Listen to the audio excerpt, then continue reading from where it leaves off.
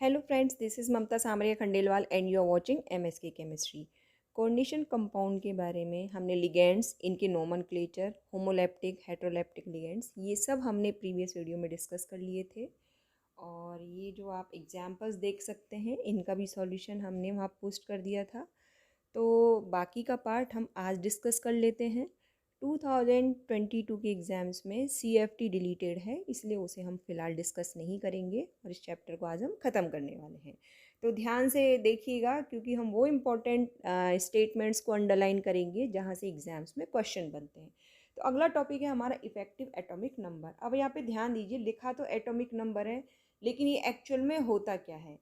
This is the total number of electrons. It is known as effective atomic number. किसी भी complex के लिए क्या होता है? It is total number of electrons around the central metal ion in complex. मतलब complex में एक तो सेंट्रल मेटल होता है और उसको घेर के कौन रखता है? उसके चारों ओर होते हैं लिगेंड्स। तो हमें ये पता करना है कि उस मेटल के अराउंड टोटल कितने इलेक्ट्रॉन्स हैं।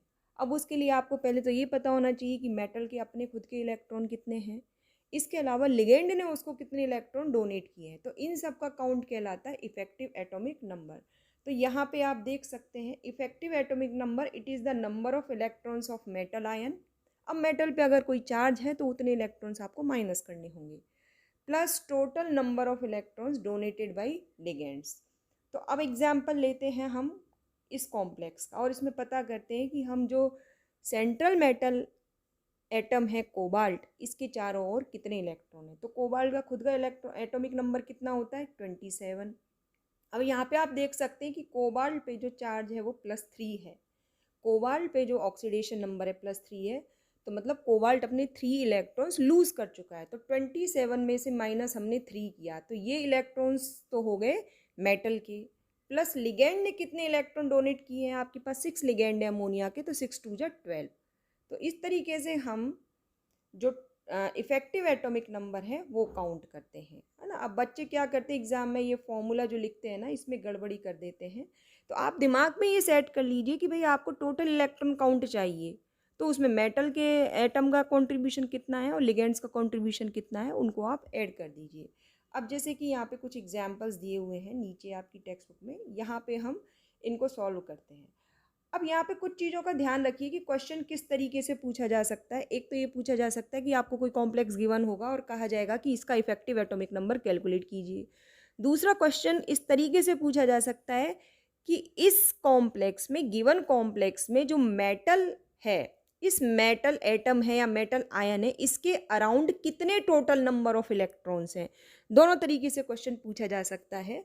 तो दोनों ही केस में वो इफेक्टिव एटॉमिक नंबर का क्वेश्चन होगा। अब यहाँ पे जिंक के केस में आप देख सकते हैं जिंक पर +2 चार्ज है, तो जिंक का कंट्रीब्यूशन, मेटल का कंट्रीब्यूशन कितना हो गया? 30 - 2। जिंक का एटॉमिक नंबर 30 होता है। 30 - 2 प्लस 4 अमोनिया के लिगेंड है, आप देख सकते हैं 4 2 जा 8। तो इस तरीके से 28 + 8 36 इस कॉम्प्लेक्स का इफेक्टिव एटॉमिक नंबर होगा। दूसरा कॉम्प्लेक्स है आपका ये वाला, इसका भी कैलकुलेट कर सकते हैं।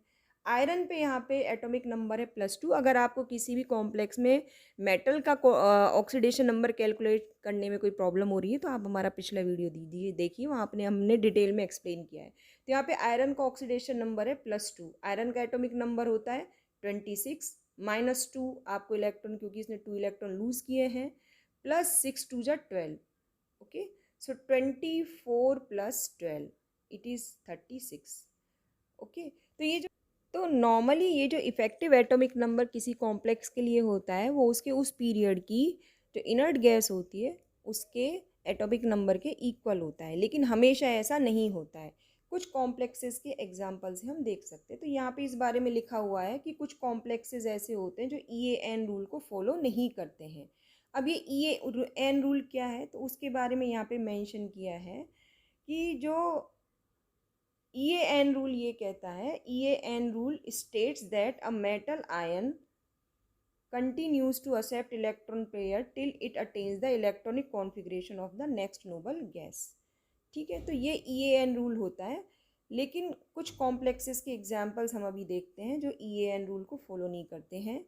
तो वो देखिए, जैसे यहाँ पे नीचे है ये जो एग्जाम्पल्स दिए हुए हैं FeCN का होल 6 -3, तो यहाँ पे आयरन का ऑक्सीडेशन नंबर है +3, तो इसके लिए अगर हम इफेक्टिव एटॉमिक नंबर कैलकुलेट करें तो 26 - 3 ये मेटल के हो गए, +6 2 = 12, सो दिस इज 23 + 12 इट कम्स 35। तो इस कॉम्प्लेक्स के लिए for this complex effective atomic number is 35, और इसी तरीके से हम इस कॉम्प्लेक्स के लिए कैलकुलेट कर सकते हैं। ठीक है, तो इफेक्टिव एटॉमिक नंबर का क्वेश्चन या तो 1 मार्क का या 2 मार्क का आपसे पूछा जाता है। अब जैसे ये कुछ कॉम्प्लेक्सेज हैं जिनके लिए हम निकाल देते हैं। अब यहाँ पे जो जैसे ये आयरन है, तो यहाँ पे आयरन का जो ऑक्सीडेशन नंबर है वो 0 है, तो इसका मतलब यहाँ पे आयरन की वजह से जो नंबर ऑफ इलेक्ट्रॉन्स का कंट्रीब्यूशन कितना होगा 26, आयरन का एटॉमिक नंबर इतना होता है, प्लस 5 कार्बोनाइल लिगेंड्स हैं तो 5 2 = 10, so it will be equal to 36। So इस तरीके से हम इफेक्टिव एटॉमिक नंबर किसी भी कॉम्प्लेक्स के लिए हम कैलकुलेट कर सकते हैं। तो ये एक छोटा सा टॉपिक है, आसान टॉपिक है, यहाँ से भी आप अपने मार्क्स बचा सकते हैं। अब हम बात करते हैं आइसोमेरिज्म की। ठीक है, तो आइसोमर्स की आपको थ्योरी लर्न करने की ज़रूरत नहीं है, उन पे आपको कुछ आइसोमर्स दिए जाएंगे और पूछा जाएगा कि ये बताइए किस तरीके की आइसोमेरिज्म शो कर रहे हैं। तो यहाँ पे 2 तरीके की आइसोमेरिज्म आपको दिखाई गई है, एक स्टीरियो आइसोमर्स और दूसरा कॉन्स्टिट्यूशनल और स्ट्रक्चरल आइसोमर्स। ठीक है, अब स्टीरियो आइसोमर्स में 2 कैटेगरी है, ज्योमेट्रिकल जिन्हें डाइस्टीरियोमर्स कहते हैं और ये होता है एनेंटियोमर्स, और ये जो स्ट्रक्चरल आइसोमर्स है इसके एग्जांपल है linkage isomer, coordination isomer, ionization isomer और सॉल्वेट आइसोमर। इसमें से क्या होता है, ये वाला पार्ट तो बच्चों के लिए ईजी रहता है ना, ये वाला पार्ट बच्चों के लिए ईजी जाता है, लेकिन यहाँ पे बच्चों को थोड़ी दिक्कत आती है, तो वो कॉन्सेप्ट हम समझ लेते हैं। तो यहाँ पे देखिए आइसोमेरिज्म इन कोऑर्डिनेशन कंपाउंड, हम टू द पॉइंट बात करते हैं। जैसे कि ज्योमेट्रिकल आइसोमेरिज्म की अगर हम बात करें तो ज्योमेट्रिकल आइसोमेरिज्म के लिए आपको एक यहाँ पे स्टेटमेंट क्लियर कट दिया हुआ है कि 4 coordinated tetrahedral complexes do not show cis and trans isomerism, मतलब कि जो टेट्राहेड्रल कॉम्प्लेक्सेस हैं ये ज्योमेट्रिकल आइसोमेरिज्म शो नहीं करते हैं, इसको बिल्कुल दिमाग में अपने सेट कर लीजिए। तो अब ये ज्योमेट्रिकल आइसोमेरिज्म कौन शो करेगा, ये शो करेंगे आपकी square planar complexes and octahedral complexes. अब इनके भी जो एग्जाम्पल्स हैं वो लिमिटेड एग्जाम्पल्स हैं जो आपको ध्यान रखने हैं आपकी टेक्स्ट बुक के हिसाब से। जैसे कि यहाँ पे एक कॉम्प्लेक्स देख सकते हैं आप, सिसप्लेटिन। अब ये सिस आइसोमर है और ये ट्रांस आइसोमर है, क्यों, क्योंकि यहाँ पे देख सकते हैं ये जो लिगेंड्स हैं ये सेम है और ये अपोजिट है एक दूसरे के, है ना, जबकि यहाँ पे ये जो लिगेंड्स है एडजेसेंट पोजीशन पे, इसलिए हम इसे सिस आइसोमर कहते हैं और इसे कहते हैं हम ट्रांस आइसोमर। सिस आइसोमर का जो डाइपोल मोमेंट है it is not equal to 0, लेकिन ट्रांस आइसोमर का जो डाइपोल मोमेंट होता है इट इज़ इक्वल टू 0। ठीक है, तो ये सिस एंड ट्रांस आइसोमर। यहाँ पे स्क्वायर प्लेनर कॉम्प्लेक्स की हम बात करें तो प्लेटिनम के स्क्वायर प्लेनर कॉम्प्लेक्सेस को हम यहाँ डिस्कस कर रहे हैं। ये वाला जो आइसोमर है ये सिस आइसोमर है और दूसरा वाला ट्रांस आइसोमर है। अब यहाँ पे कुछ इंपॉर्टेंट बात इनके बारे में बताई गई है कि जो सिस आइसोमर है it is more soluble in water than the trans isomer. Okay, cis isomer जो होता है ये इसका नाम सिस्प्लेटिन होता है और ये एंटी कैंसर ड्रग है, while trans isomer is physiologically inactive. तो this is the important point to learn. और ये डाइपोल मोमेंट तो हम बात कर ही चुके हैं कि ट्रांस आइसोमर का जो डाइपोल मोमेंट होता है वो 0 होता है। इसी तरीके से यहाँ देखिए ये दोनों क्लोराइड आयन एडजेसेंट पोजीशन पे, तो ये सिस है, और यहाँ पे अपोजिट पोजीशन पे है तो ये ट्रांस आइसोमर है। ठीक है, तो ये MA2BC टाइप किसमें, स्क्वायर प्लेनर कॉम्प्लेक्सेस की हम बात कर रहे हैं, उनमें ज्योमेट्रिकल आइसोमेरिज्म शो होती है। Tetrahedral complexes geometrical isomerism show नहीं करते हैं। ओके, अब बात करते हैं हम cis and trans isomerism in octahedral complexes. तो यहाँ पे आप देख सकते हैं ये जो ऑक्टाहेड्रल कॉम्प्लेक्सेस हैं हमारे, उसका पहला एग्जाम्पल है MA4B2। MA4B2 का टाइप ये है, मतलब 4 लिगेंड्स हैं वो एक तरीके के हैं, 2 लिगेंड्स हैं वो एक तरीके के हैं। तो यहाँ पे देख सकते हैं आप ये एडजेसेंट पोजीशन पे, ये मतलब ये 1 2, ये 1 2 3 4, ये 1 और 2 पोजीशन पे है। दिस इज़ 1 एंड 2 पोजीशन पे होने की वजह से ये सिस आइसोमर है, और ये दूसरा जो आइसोमर है इसका दिस इज ट्रांस आइसोमर, ये Cl और Cl अपोजिट पोजीशन पे, so this is trans isomer. तो इस तरीके के कॉम्प्लेक्स जो MA4B2 टाइप हैं वो सिस एंड ट्रांस आइसोमेरिज्म यानी ज्योमेट्रिकल आइसोमेरिज्म को शो करेंगे। और इसके अलावा आप यहाँ पे देख सकते हैं MA4BC टाइप, मतलब 4 लिगेंड्स एक तरीके के होंगे और 2 लिगेंड्स थोड़े अलग होंगे। तो ये 4 लिगेंड यहाँ पे एक तरीके के हैं और क्लोरीन और ब्रोमीन ये अलग तरीके के हैं। ठीक है, तो जब क्लोरीन और ब्रोमीन एडजेसेंट पोजीशन पे होते हैं तो ये सिस आइसोमर हो गया, और जब क्लोरीन और ब्रोमीन ट्रांस पोजीशन पे हो गए तो ये ट्रांस आइसोमर कहलाएगा। ठीक है, अब हम बात करते हैं चीलेट लिगेंड्स की। तो यहाँ पे थोड़ा ध्यान दीजिए, ये जो आपके EN है, इट इज़ इथिलीन डायामाइन, जो हमने प्रीवियस वीडियो में इसके बारे में डिटेल में आपको बताया था। ये बाइडेंटेड लिगेंड है और ये एट ए टाइम 2 बॉन्ड बना सकता है सेंट्रल मेटल के साथ। अब यहाँ पे ये जो 2 क्लोरीन एटम है ये एडजेसेंट पोजीशन पे, इसलिए ये सिस आइसोमर है, और यहाँ पे क्लोरीन और क्लोरीन ट्रांस पोजीशन पे, इसलिए ये ट्रांस आइसोमर है। इसके अलावा ये भी दोनों कैसे पोजीशन पे, ट्रांस पोजीशन पे। तो ये तो बात हो गई ज्योमेट्रिकल आइसोमेरिज्म की। तो आपको सिंपली क्या करना है, ड्रॉ करके देखना है कि अगर आप सिस और ट्रांस आइसोमर ड्रॉ कर सकते हैं तो वो आपके कहलाएंगे ज्योमेट्रिकल आइसोमर्स। अब जैसे आपकी यहाँ टेक्स्ट बुक में एक प्रैक्टिस दी है, इसके बारे में पूछा है कि आप इसके लिए ड्रॉ कीजिए सिस एंड ट्रांस आइसोमर। तो बड़ा आसान है, ये MA4B2 टाइप का है। तो यहाँ पे हमने लिखा आयरन। ठीक है, अब यहाँ पे CN CN CN CN, अगर ये आपने इस तरीके से लिखे और ऊपर लिखा अमोनिया और नीचे भी लिखा अमोनिया। अब यहाँ पे ध्यान दीजिए, स्क्वायर ब्रैकेट के बाहर आपको माइनस साइन लगाना है। तो ये वाला जो आइसोमर होगा इट विल बी ट्रांस। अब अगर हमें इसका सिस आइसोमर ड्रॉ करना है तो क्या करेंगे, हम यहाँ पे Fe और पहले 1 और 2 पोजीशन पे आप साइनाइड को लिख दीजिए। उसके बाद जो बाकी पोजीशन है वहाँ पे आप अमोनिया बना दीजिए। अमोनिया, यहाँ पे अमोनिया, यहाँ पे भी अमोनिया और यहाँ पे भी अमोनिया। तो ये आपका हो जाएगा सिस आइसोमर। ओके, और यहाँ पे आपको ब्रैकेट के बाहर क्या करना है, माइनस चार्ज लगाना है। कोऑर्डिनेशन स्फीयर के बाहर आपको वो चार्ज लगाना है जो नेट चार्ज आपको कॉम्प्लेक्स में गिवन है। अब हम बात करते हैं एनेंशियोमर्स की। ज्योमेट्रिकल आइसोमर्स के बारे में तो उनको डायस्टीरियो आइसोमर्स बोला गया था। एनेंशियोमर्स क्या होते हैं, ये एक दूसरे के मिरर इमेज होते हैं। Non super imposable mirror images of each other are called enantiomers. ठीक है, जैसे हमारे दोनों हैंड एक जैसे दिखते हैं लेकिन एक दूसरे को वो सुपर इम्पोज नहीं कर सकते। तो इस तरीके के जो कंपाउंड्स होते हैं उनको हम कहते हैं chiral. The non super imposable mirror images are called chiral. ठीक है, तो अब इसके भी आपसे एग्जाम्पल पूछे जाएंगे। अब इनमें फ़र्क क्या होता है, इनकी जो क्या होती है आइडेंटिकल प्रॉपर्टीज़ होती हैं, इनकी फिजिकल प्रॉपर्टीज़ आइडेंटिकल होती हैं, लेकिन ये क्या करते हैं PPL लाइट यानी प्लेन पोलराइज्ड लाइट को जो रोटेट करते हैं, एक लेफ्ट हैंड साइड रोटेट करता है, एक राइट हैंड साइड, या हम यूँ कह सकते हैं एक क्लॉकवाइज रोटेट करता है, दूसरा एंटी क्लॉकवाइज रोटेट करता है। तो उस बेसिस पे हम इनको D और L आइसोमर कहते हैं।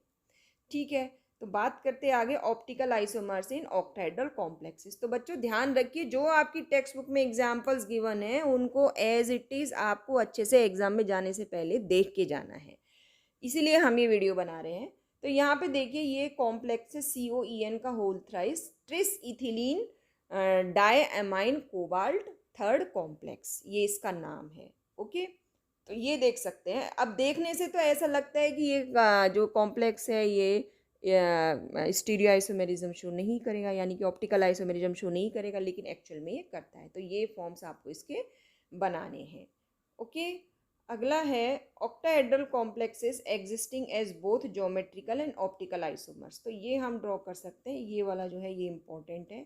ध्यान रखिए, इसका जो ट्रांस आइसोमर है, इस कॉम्प्लेक्स का जो ट्रांस आइसोमर है ये वाला, ये ज्योमेट्रिकल आइसोमेरिज्म का पार्ट है। ये वाला जो सिस पार्ट है और ये ट्रांस है, तो ये वाला कॉम्प्लेक्स ज्योमेट्रिकल आइसोमेरिज्म शो कर रहा है। लेकिन जो ट्रांस आइसोमर है ये ऑप्टिकल आइसोमेरिज्म शो नहीं करेगा, क्योंकि ये सिमेट्रिकल है, इसकी मिरर इमेज इसको सुपर इम्पोज करेगी। लेकिन ये जो आइसोमर है आपका सिस वाला आइसोमर, इसकी आप देख सकते हैं मिरर इमेज। तो ये वाला जो आइसोमर है, इसका जो सिस फॉर्म है वो ऑप्टिकल आइसोमेरिज्म शो करेगा। तो इस तरीके से ये आपके ऑप्टिकल आइसोमेरिज्म के क्वेश्चंस बनते हैं। अब पूछा draw the enantiomers of trioxalato chromium third ion. तो जिस तरीके से आपने इसका ड्रॉ किया था उसी तरीके से आप इसका ड्रॉ करेंगे। कैसे? यहाँ पे बस आप OX लिख देंगे। अब नेट चार्ज यहाँ पे बाहर आएगा -3। इसी तरीके से यहाँ पे आप OX और OX लिख देंगे, बाहर नेट चार्ज आएगा -3, क्योंकि ऑक्सलेट पे चार्ज होता है -2, क्रोमियम पे यहाँ चार्ज है +3, इसलिए जो कोऑर्डिनेशन स्फीयर के बाहर नेट चार्ज आता है -3। तो इस तरीके से आप ये ड्रॉ कर सकते हैं। अगला एग्जाम्पल है draw the enantiomers of cis and trans isomers of CrH2O का होल ट्वाइस OX का whole twice minus where this is oxalato. तो इसके सिस एंड ट्रांस आइसोमर आपको ड्रॉ करना है तो बड़ी आसानी से आप कर सकते हैं। यहाँ पे क्रोमियम लीजिए, ठीक है। अब जैसे ट्रांस आइसोमर ड्रॉ करना है तो यहाँ पे आपका H2O हो गया, यहाँ पे H2O हो गया। अब ऑक्सलेट क्योंकि आपका बाइडेंटेड लिगेंड है तो इस तरीके से यहाँ पे आप ऑक्सलेट लिख दीजिए। इसी तरीके से यहाँ पे भी आप ऑक्सलेट लिख दीजिए। ये प्रैक्टिसेस क्यों दी जा रही है? ताकि आप बाइडेंटेड लिगेंड के साथ कॉम्प्लेक्स को ड्रॉ करना सीख सकें। और बाहर नेट चार्ज आएगा -2। तो ये तो इसका हो गया ट्रांसफॉर्म। वहीं अगर हमें इसका सिस फॉर्म ड्रॉ करना है तो CrH2O ओके। और यहाँ पे ये आपका आ जाएगा ऑक्सलेट और दूसरा यहाँ पे आ जाएगा ऑक्सलेट। और नेट चार्ज बाहर आने वाला है -1। अब बाहर नेट चार्ज -1 है तो सोचिए क्रोमियम पे चार्ज कितना होगा, इसका -2, इसका -2, तो क्रोमियम पे +3 चार्ज होना चाहिए, तभी स्क्वायर ब्रैकेट के बाहर -1 चार्ज आएगा। तो ये तो बात हो गई हमारी स्टीरियो आइसोमेरिज्म की। अब हम बात करते हैं ऑप्टिकल आइसोमेर, ये स्ट्रक्चरल आइसोमेरिज्म की। तो इसकी एग्जाम्पल बहुत ईजी हैं, बहुत आसानी से यहाँ पे आप मार्क्स निकाल सकते हैं। तो देखो पहला एग्जाम्पल है लिंकेज आइसोमेरिज्म का। तो बड़ा ही आसान है। लिंकेज आइसोमेरिज्म में आप देखिए यहाँ पे क्या होता है, एम्बिडेंट लिगेंड आपको ढूंढना पड़ेगा कोऑर्डिनेशन स्फीयर के अंदर। तो यहाँ पे NO2 को मैंने देखा है एम्बिडेंट लिगेंड है, यहाँ पे ये नाइट्रोजन से लिंक कर रहा है मैं कोबाल्ट के साथ, और यहाँ पे ये ऑक्सीजन के साथ लिंक कर रहा है।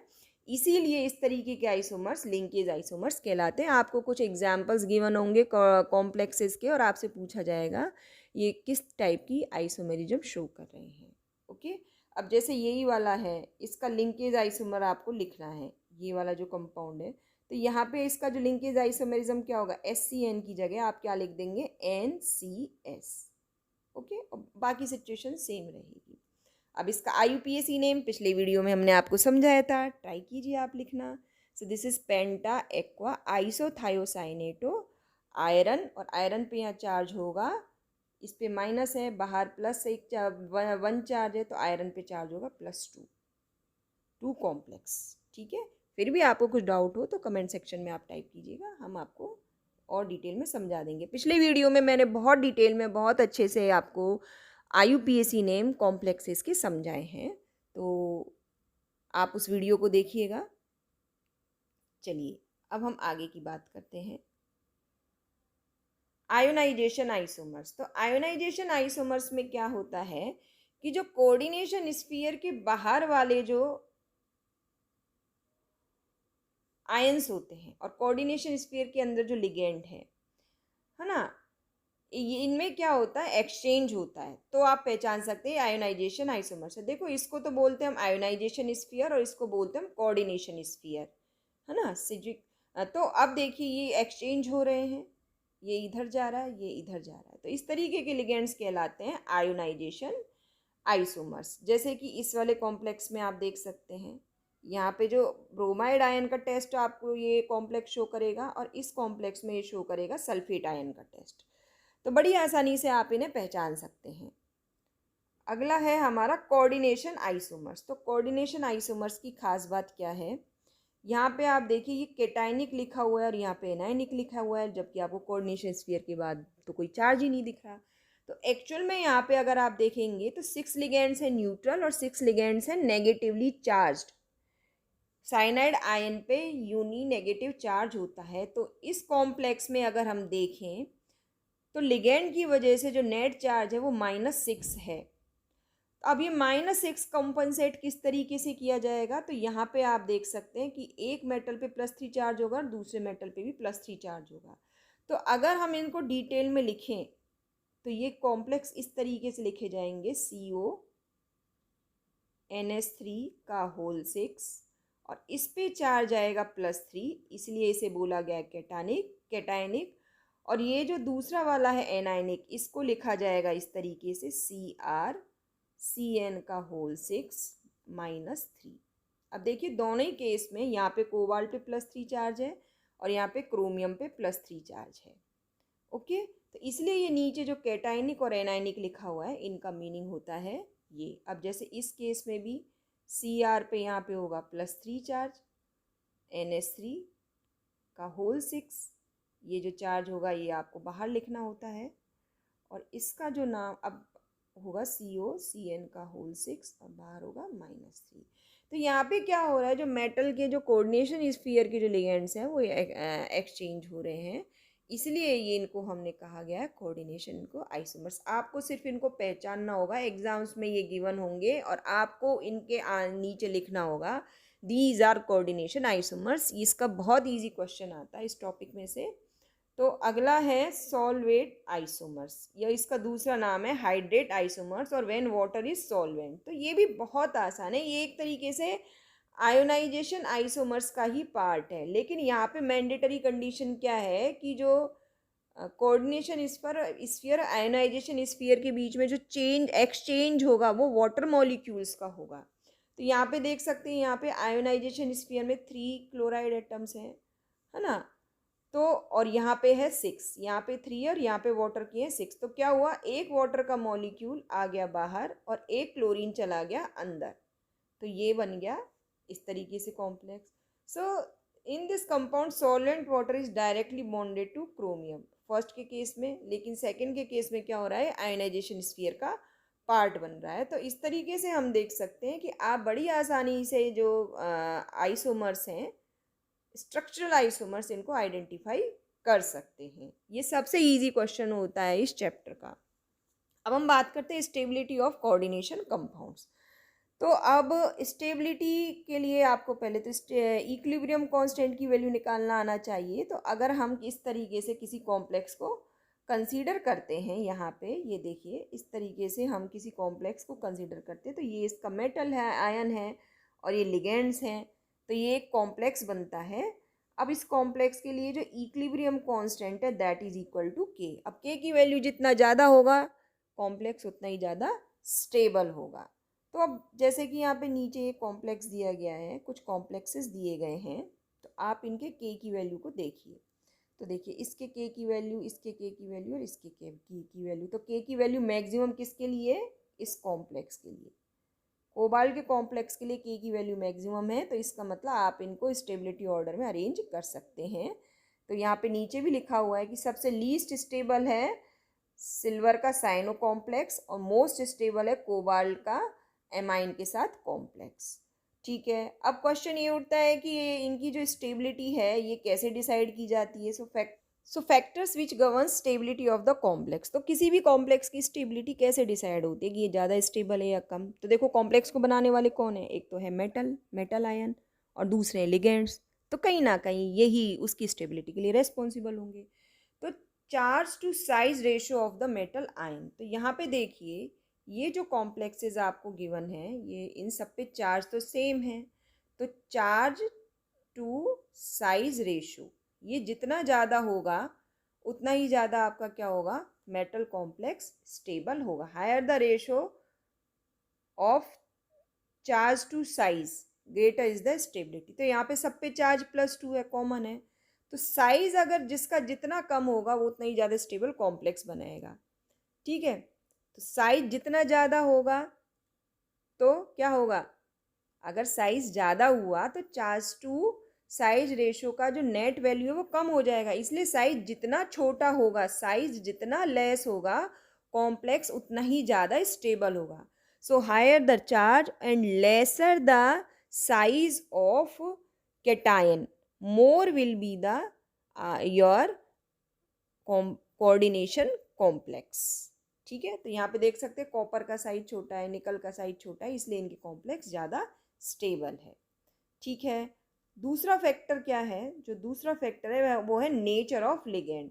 तो नेचर ऑफ लिगेंड में देखिए आप इस चीज़ को ध्यान रखिए, जितना स्ट्रॉन्ग लिगेंड होगा, जितनी उसकी बेसिसिटी ज़्यादा होगी, वो उतना ही ज़्यादा स्टेबल कॉम्प्लेक्स बनाएगा। अब इसमें देखिए कुछ साइनाइड है ना, कार्बोनाइल, अमोनिया, इन ये जो लिगेंड्स हैं ये स्ट्रॉन्ग लिगेंड्स माने जाते हैं। और जो वीक लिगेंड में आते हैं वो होते हैं वाटर और हेलोजेंस।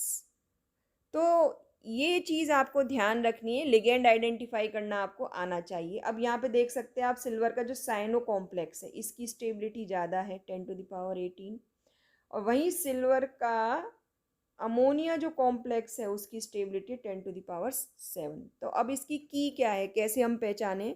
तो देखिए आपकी टेक्स्ट बुक में यहाँ पे एक सीरीज़ दी हुई है, हालांकि वो सीरीज़ CFT के लिए यूज़ की जाती है, लेकिन फिर भी आप कॉम्प्लेक्स की स्टेबिलिटी के लिए आप उसको यूज़ कर सकते हैं। और वो लिगेंड की सीरीज़ है ये वाली। यहाँ से आपको लिगेंड की स्टेबिलिटी का ऑर्डर पता चल जाएगा। तो देख सकते हैं साइनाइड से भी ज़्यादा स्टेबल कॉम्प्लेक्स कार्बोनाइल का होगा। तो ये सीरीज से आप पहचान सकते हैं कि कौन से कॉम्प्लेक्स के साथ, किस लिगेंड के साथ जो कॉम्प्लेक्स बनने वाला है वो ज़्यादा स्टेबल होगा। तो इस तरीके से कॉम्प्लेक्स की स्टेबिलिटी को हमने डिस्कस किया। अब हम बात करते हैं वैलेंस बॉन्ड थ्योरी की। ठीक है, तो theories of bonding in complexes. तो यहाँ पे दो थ्योरी है, एक तो वैलेंस बॉन्ड थ्योरी और दूसरी क्रिस्टल फील्ड थ्योरी। तो क्रिस्टल फील्ड थ्योरी आपके इस साल सिलेबस में नहीं है, तो we will discuss only valence bond theory. और वैलेंस बॉन्ड थ्योरी के लिए आपको हिब्रिडाइजेशन का नॉलेज होना जरूरी है, तो वो क्लास 11 में हम डिस्कस कर चुके हैं। तो अब देखिए अगर 4 लिगेंड्स को कॉम्प्लेक्स बनाना है किसी मेटल के साथ, तो या तो वो टेट्राहेड्रल बनाएगा या स्क्वायर प्लेनर बनाएगा। ओके, और अगर 6 लिगेंड्स हैं तो वो किस तरीके से कॉम्प्लेक्स बनाएंगे? ऑक्टाहेड्रल। अच्छा, एक स्टीरियो आइसोमेरिज्म में एक ध्यान रखिए आप कि जो ऑप्टिकल आइसोमेरिज्म होती है ना, ये स्क्वायर प्लेनर कॉम्प्लेक्स से शो नहीं करते हैं। यानी कि ज्योमेट्रिकल आइसोमेरिज्म तो टेट्राहेड्रल कॉम्प्लेक्स शो नहीं करते हैं, और जो स्टीरियो आइसोमेरिज्म होती है यानी कि ऑप्टिकल आइसोमेरिज्म होती है वो स्क्वायर प्लेनर कॉम्प्लेक्स से शो नहीं करते हैं। और टेट्राहेड्रल के लिए ज़्यादा इनका स्टडी नहीं हुआ है, इसलिए हम जो ऑप्टिकल आइसोमेरिज्म है ये ऑक्टाहेड्रल कॉम्प्लेक्सेस के लिए ही डिस्कस करते हैं।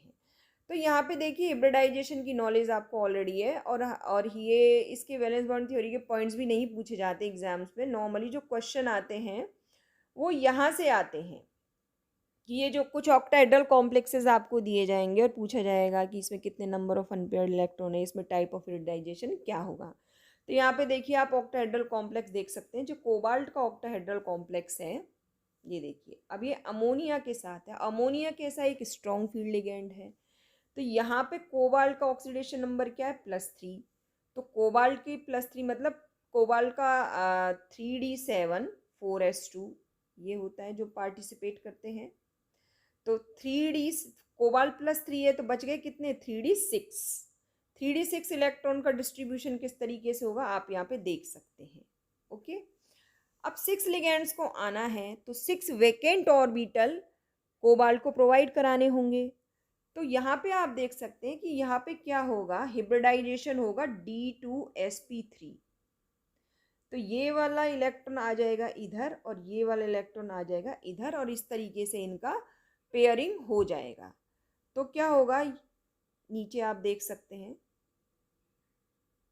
इस तरीके से पेयरिंग होने के बाद ये डी के कितने हैं? 2, 4s का 1 और p के 3, ये हिब्रिडाइजेशन में पार्टिसिपेट करेंगे और D2sp3 हिब्रिडाइजेशन होगा और उन हिब्रिडाइज्ड ऑर्बिटल्स के साथ अमोनिया बॉन्डिंग करेगा। तो यहाँ पे आप इस तरीके से देख सकते हैं। तो याद रखने वाली बात क्या है कि जो कोबाल्ट का अमोनिया के साथ जो कॉम्प्लेक्स है हेक्साएमाइन कोबाल्ट थर्ड कॉम्प्लेक्स, इसमें हिब्रिडाइजेशन होगा D2sp3, और क्योंकि इसमें कोई भी अनपेयर्ड इलेक्ट्रॉन नहीं है इसलिए इसका नेचर कैसा होगा? It's nature will be diamagnetic. इसे अंडरलाइन कर लीजिए, this is very important question regarding this complex. अब जैसे हमने देखा यहाँ पे तो जो लिगेंड है वो स्ट्रॉन्ग है और यहाँ पे जो हैलोजन यानी फ्लोरो जो लिगेंड है वो वीक है। अब यहाँ पे जो हिब्रिडाइजेशन होगा ये होगा sp3d2। यहाँ से क्वेश्चन बनते हैं बच्चों, ये जरूर आप पढ़ के जाइएगा। अब देखिए sp3d2 हिब्रिडाइजेशन का मतलब क्या है। कोबाल्ट का ऑक्सीडेशन नंबर यहाँ पे है +3, तो +3 ऑक्सीडेशन नंबर है, तो यहाँ पे आप देख सकते हैं ये है इसका 3d6। ठीक है, तो यहाँ पे ये 1 2 3 4 अनपेयर्ड इलेक्ट्रॉन्स हैं, इनके साथ हम कुछ नहीं करने वाले हैं। और यहाँ पे जो 3d के ऑर्बिटल्स होंगे 1 2 3 4 5, तो एक s 3p और 2d के ऑर्बिटल्स ये आपस में हिब्रिडाइज होंगे और sp3d2 हिब्रिडाइजेशन करेंगे। तो यहाँ पे आप देख सकते हैं इस तरीके से 6 ऑर्बिटल्स, यहाँ पे 4s 4p और 4d ये sp3d2 हिब्रिडाइजेशन कर रहे हैं। और इसके बाद नीचे फ्लोरो जो है लिगेंड इनके साथ यहाँ पे इस तरीके से कॉम्प्लेक्स बना रहा है। तो कोबाल्ट का अमोनिया के साथ कॉम्प्लेक्स का नेचर अलग होगा, फ्लोरीन के साथ अलग होगा। अब यहाँ पे आप देख सकते हैं 1 2 3 4 अनपेयर्ड इलेक्ट्रॉन है, इसलिए इस कॉम्प्लेक्स का नेचर कैसा होगा, paramagnetic. Okay, now next question is tetrahedral complex, यहाँ हम डिस्कस करते हैं क्लोरीन का। अब ध्यान दीजिए ये कॉम्प्लेक्स कैसा है, टेट्राहेड्रल। तो हिब्रिडाइजेशन कैसा होगा, टेट्राहेड्रल के केस में होगा sp3। टेट्राहेड्रल कॉम्प्लेक्स बनते हैं sp3 हिब्रिडाइजेशन से, और स्क्वायर प्लेनर कॉम्प्लेक्स बनते हैं dsp2 हिब्रिडाइजेशन से।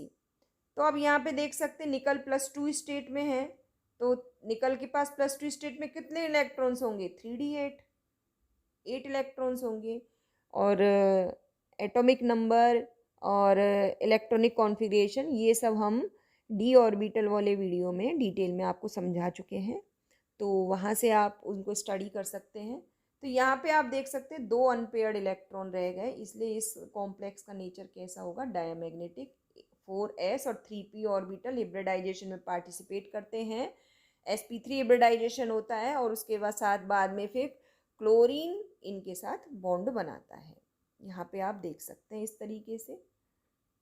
तो किस कॉम्प्लेक्स में किस तरीके का हिब्रिडाइजेशन है, कितने नंबर ऑफ इलेक्ट्रॉन अनपेयर्ड हैं, ये बहुत इंपॉर्टेंट है। अब आगे हम बात करते हैं निकल के साइनो कॉम्प्लेक्स के केस में।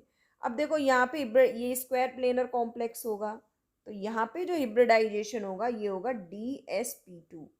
तो ये कैसे होगा, तो यहाँ पे आप देख सकते हैं 3d8, तो ये वाला इलेक्ट्रॉन यहाँ पे चला जाएगा और इलेक्ट्रॉन के बाद ये d एक वैकेंट हो जाएगा, एक s और 2p ये पार्टिसिपेट करेंगे हिब्रिडाइजेशन में। यहाँ आप देख सकते हैं इस तरीके से ये d का ऑर्बिटल वैकेंट हो गया, dsp2 ये वाला पार्टिसिपेट नहीं करेगा।